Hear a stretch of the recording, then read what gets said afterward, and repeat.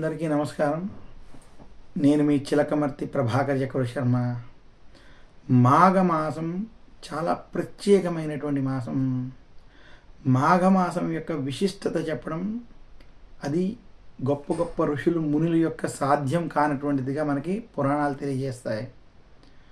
మనకి అఘము అంటే పాపము అని, మాఘము అంటే పాపాలను నశింపజేసేటువంటిది అని శాస్త్రాలు తెలియజేస్తున్నాయి. పాపాలను నశింపచేసుకునేటువంటి అవకాశం ఉన్నటువంటి మాసము, విశేషించి పుణ్యాన్ని సంపాదించుకునేటువంటి మాసంగా మాఘమాసం చెప్పబడింది.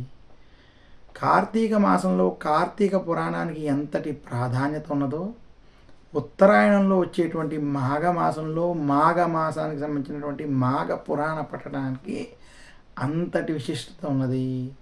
ఈ మాసం అంతా కూడా మాఘ పురాణాన్ని పఠించడం, ఆ పురాణాన్ని అర్థం చేసుకుని అందులో చెప్పినటువంటి విషయాలని ఆచరించడం వల్ల వారికి మహావిష్ణువు యొక్క అనుగ్రహం చేత పుణ్యం లభిస్తుందని శాస్త్రాలు తెలియజేస్తున్నాయి. విశేషించి మాఘ పురాణాన్ని మనం పరిశీలించినట్లయితే ఈ మాసంలో ఏ వ్యక్తి అయినా ఖచ్చితంగా ఆచరించాల్సినటువంటి విషయాలు 5. మొట్టమొదటిది స్నానం, 2 దానం, జపం, తపం, హోమం. మాఘమాసంలో ఈ 5 అంశాలు ఎవరైతే ఆచరిస్తారో వారికి పుణ్యము కలిగి వారి యొక్క పాపరాశి తరుగుతుందని, పుణ్యం లభిస్తుందని, దానివల్ల ఇహలోకంలో కావచ్చు వారికి మంచి జరుగుతుంది, సుఖ సంతోషాలతో ఉంటారని శాస్త్రాలు తెలియజేస్తున్నాయి. అందుకనే మాఘమాసంలో రోజు నిత్యం తలస్నానం వంటివి, పుణ్య నదీ స్నానాలు వంటివి ఆచరించడం, మాఘమాసంలో జపతప హోమాదులు వంటివి చేయడం, తర్పణాలు వంటివి దేవతలకి, పితృదేవతలకు వంటివి వదిలిపెట్టడం వంటివి చేయడం వల్ల వారికి శుభ ఫలితాలు కలుగుతాయి.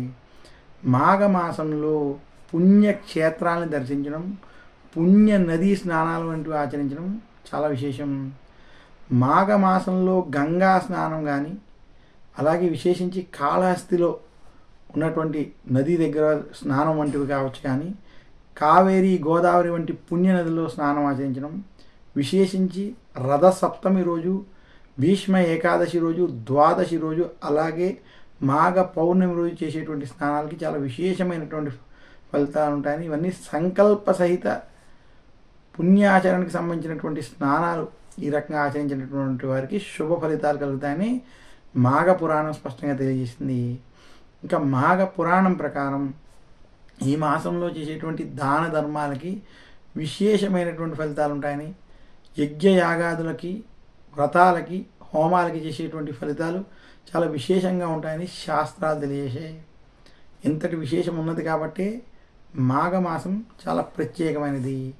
ఇక మాఘమాసంలో వచ్చేటువంటి మాఘమాస శుక్లపక్ష పంచమి, శ్రీ పంచమి, సరస్వతీదేవికి సంబంధించినట్టుగా, మాఘమాస శుక్లపక్ష సప్తమి, రథ సప్తమి, సూర్యారాధనకు విశేషంగా ఉన్నటువంటిదిగా, అలాగే మాఘమాస శుక్లపక్ష షష్ఠి రోజు వరుణ దేవుణ్ణి ఆరాధించేటువంటి విధంగా, మాఘమాస శుక్లపక్ష అష్టమి రోజు భీష్మాష్టమి, మాఘమాస శుక్లపక్ష ఏకాదశి భీష్మ ఏకాదశి, ఇవన్నీ కూడా మనకి చాలా విశేషమైనటువంటి రోజులు. అలాగే మాఘమాసంలోనే మనకి హయగ్రీవుని యొక్క జననం జరిగినట్టుగా హయగ్రీవుని ద్వాదశి రోజున పూజించేటువంటి విధంగా చెప్పబడింది.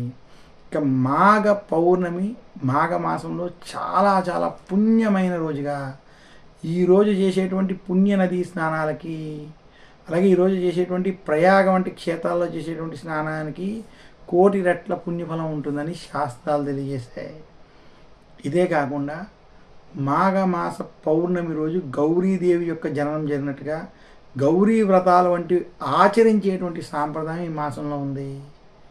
ఇక మాఘమాసంలో కృష్ణపక్షంలోనే మనకి మహాశివరాత్రి వంటివి ఉండడం ఈ మాసం యొక్క విశిష్టత, ప్రాధాన్యతను తెలియజేస్తుంది. ఇంతటి విశేషాలు ఉన్నాయి కాబట్టి పుణ్యార్చన సంపాదించుకోవడానికి చాలా అనుకూలమైనటువంటిది, చాలా విశేషమైనటువంటి మాసం కాబట్టి ఈ మాసానికి ఇంతటి విశిష్టత ఏర్పడింది. దక్షిణాయనంలో కార్తీక మాసం ఎంతటి ప్రాధాన్యమైందో, ఉత్తరాయణంలో మాఘమాసం అంతటి విశిష్టతతో కూడుకొని ఉన్నటువంటి మాసమని శాస్త్రాలు స్పష్టంగా తెలియజేశాయి. అందుకనే ప్రతి ఒక్కరూ కూడా సనాతన ధర్మాన్ని పాటించేటువంటి వారికి మాఘమాసం ఒక అద్భుతమైనటువంటి అవకాశం. ఈ మాసంలో చేసేటువంటి స్నాన దాన జప తప హోమాదులు వంటివి విశేషమైనటువంటి ఫలితాలు ఇస్తాయని తెలియజేస్తూ మరొక్కసారి అందరికీ మాఘమాసంలో వారికి అన్నీ అనుకూలించాలి, భగవంతుని యొక్క అనుగ్రహం కలగాలని కోరుకుంటూ సెలవు తీసుకుంటాను. నమస్కారం. మీ చిలకమర్తి ప్రభాకర్ చక్రవర్తి శర్మ.